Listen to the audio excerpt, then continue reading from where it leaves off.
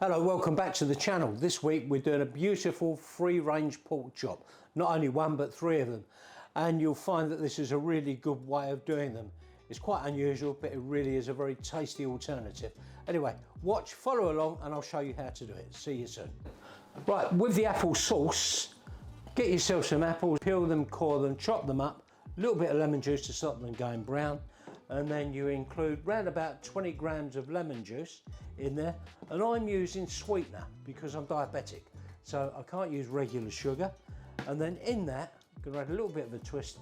I'm going to put a vanilla pod in it, and that gives it a lovely flavour and also a little bit of black pepper. When you do your vanilla pod, a little tip, flatten it out first of all, and then split it along the length. And that way all the seeds will come out easier. Right, when you make your apple sauce, doing it in a blender, if you've got one, you can do it on the hob, but a blender is just a lot easier. First thing you do, put all your apples in. Remember, we've had these in a bit of lemon juice.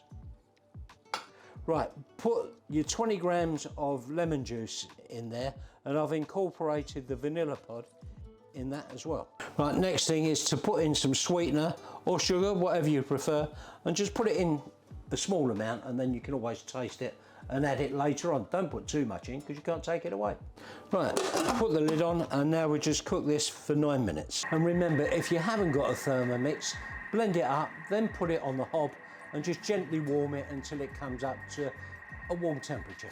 Okay, we've just tasted this after it's been blended, and it is a little bit too sharp, so I'm going to include a bit more sweetener with it. A bit more sweetener going in, about the same amount as before, and then what we do is just blend that up so that it's all incorporated and mixed together. Once you're done, leave it in your container, in your blender, whatever you're using. It keeps it hot, and then later transfer it into a dish ready to serve. Okay, to flavour our pork chop, we're going to use some sage, not all of it, just some of it.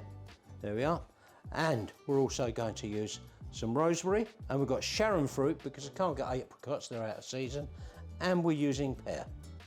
And you can see these are all lovely ingredients, and they will really make this chop sensational. What I'm going to do now is cut this up, and it goes in the pan with the pork chop. So get your PEAR and cut it into quarters. With your SHARON fruit, cut off the bit at the top that looks like his head, and then cut through the middle, and then cut this in to quarters again, and use as much or as little as you like.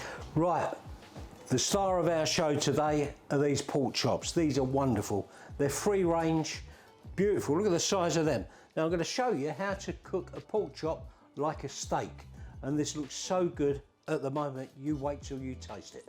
Right, try to get yourself good free range pork chops. It makes a big difference. These are massive, look at them.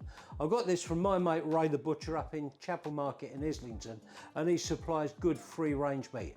The better the produce, the better the taste. A little twist on our chop, what I'm going to do is to cut through all of this here, leaving a little bit of fat on the chop, and what we do is we cook this in the pan separately, and we will create some lovely lardons, and they'll be like a bar snack. They'll be a bit like, what do you call them? Forgot the name. Pork scratchlings. That's it, pork scratchlings. Okay, we now cut these into lardons, and then we will cook those in the pan separately, first of all from the chop.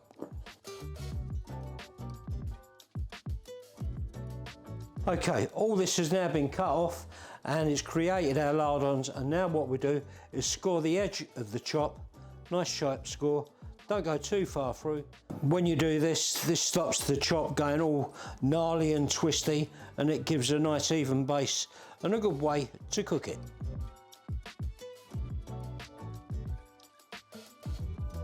Right, the lardons are going to create our oil to cook the chops in, but before we do that, generously season them with some salt and some black pepper, and then we pop these into the pan, and they'll start to give a lovely flavour to everything.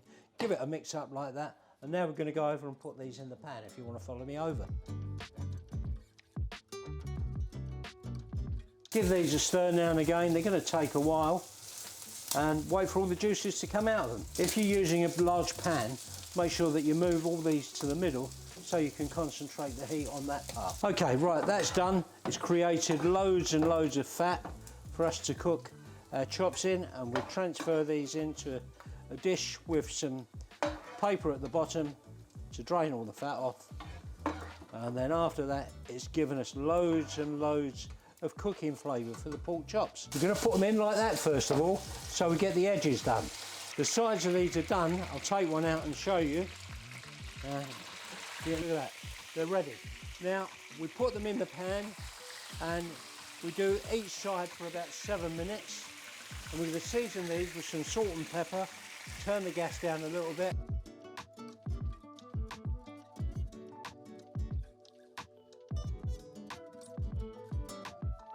The reason we're using such a large pan is so that we don't restrict them. If we use a small pan, we're going to end up boiling the chops. With a large pan, you end up creating a lovely heat and you don't overcrowd them. Now adding in some sage, quite a large amount, gives it a lovely flavour. We put in some rosemary as well, and that gives a beautiful taste to it.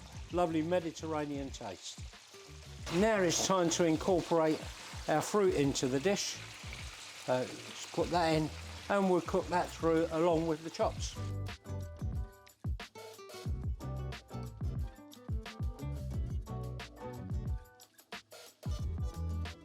Right, the cooking's finished, taken them out of the pan with the fruit, and I'm going to leave these to rest for a little while before we cut into them.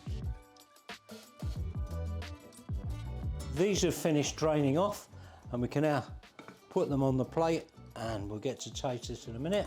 And what we do is we include some of the lovely fruit that we cooked up with it there, and we'll also put some of the lovely herbs that have been cooked in the oil. And there we are. There is our beautiful chop that's cooked like a steak. And doesn't that look great? That is good enough for anybody. I'm afraid the scratchings took a bit of a hit. We enjoyed those while we were doing the cooking. Here we are, tasting time.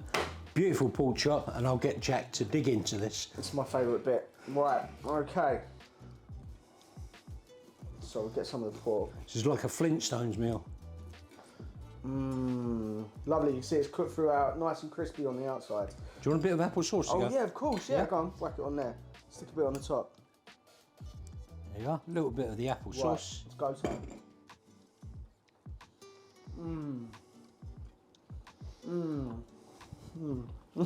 Yeah? I'm jealous, I'm going to eat mine off the camera. It's crazy because it's really juicy. Often I found with pork chops in the past, they're really easy to mess up if you don't prep them right.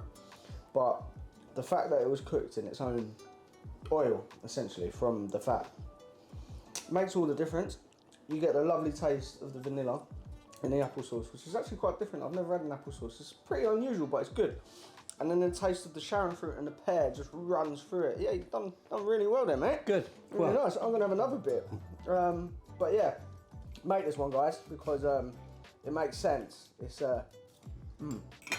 bloody good. Cool. Good. Right, I hope you enjoyed the making of the video. I'm sure it's something different. It's a pork chop cooked like a steak. And I think if you try it, you'll like it too. Anyway, don't forget to like and subscribe, and we'll see you again for another video next week. Bye. See you later.